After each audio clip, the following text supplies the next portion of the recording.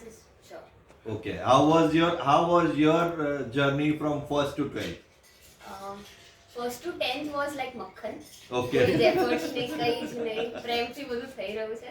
11th 12th was one hell of a ride. મતલબ ups and downs constantly, competition, this and that, NEET, next, everything. મતલબ બહુ જ વધારે difficult હતું એ. But it was all worth it because કોઈ એવી moment કે જેને બહુ ટફ લાગી હોય એક વખત મારા માર્ક્સ બહુ જ ઓછા આવ્યા હતા and I almost thought કે હવે તો તે શું કહ્યું તું રિએક્ટ રોતી હતી? I cried at home. I genuinely cried at home. All of them know. And Papa was like કે થઈ જશે. કોણ તને મોટિવેટ કોણ? પપ્પાએ? એવરી ડે હું મારા ટેબલ ઉપર 7:38 ના ભણવા બેસી જતી.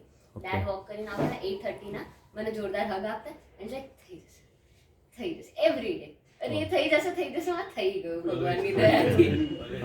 ના પણ મમ્મીને એ સવારે અને હા સવારે 9 o'clock હું જમવા બેસી જાઉં. મમ્મી મસ્ત ગરમ ગરમ રોટી શાક સબ્જી બધું આપી દે પ્રોપર, હું જમવા બેસી જાઉં. મતલબ એ આખી બેટરી હતી મારા દિવસની અને ઓલું ચાર્જ હતું. તો જે 9 વાગે બેસે ડોક્ટર બની જાય? ના એ બંનેનું કહું ને આઈ કેન નોટ ઇવન. એટલે તારા મમ્મીનું ખાઈ એ જ ડોક્ટર બને એવું? એ થોડું એડ કરતા ભૂલી ગયા આપણે. એટલે હા બહુ જ મોટો સપોર્ટ છે. 11th 12th તો બહુ જ અઘરા હતા. પછી આવ્યું MBBS તો બહુ વધારે અઘરું હતું કેમ કે હું બેઝિકલી મેથ્સની સ્ટુડન્ટ હતી ને આમાં ખાલી વાર બહુ જ અઘરું હતું. પણ ધીરે એમાં બી મમ્મી પપ્પાનું થઈ જશે માં ચાલતું ગયું. તો શું અઘરું લાગ્યું તને? સબ્જેક્ટ્સ Like- મેઇનલી જે like- થિયરી પોર્શન હતો. પ્રેક્ટિકલ પોર્શન તો મને બહુ જ ગમતો હતો.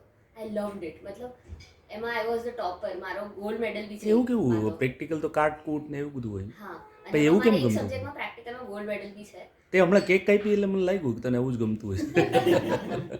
એટલે practical I use to love. Theory portion થોડુંક સ્ટ્રેસફુલ હોય છે.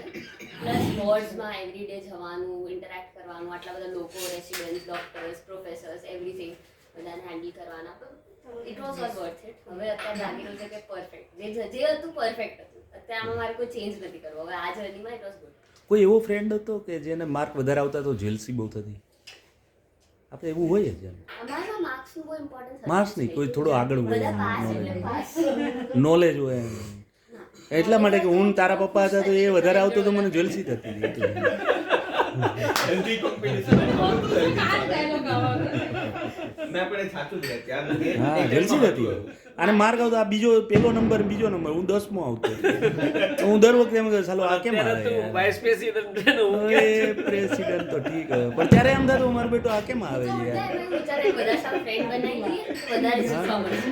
હા વધારે સાવ ફ્રેન્ડ બનાવી લઈએ તો વધારે શીખવા મળશે. એના તરફથી જેટલું શીખવાય બહુ આઈડિયલ એટલે જ ડોક્ટર બન્યા આપણે આયા ને યાર. ચલો which was your the most happiest moment, not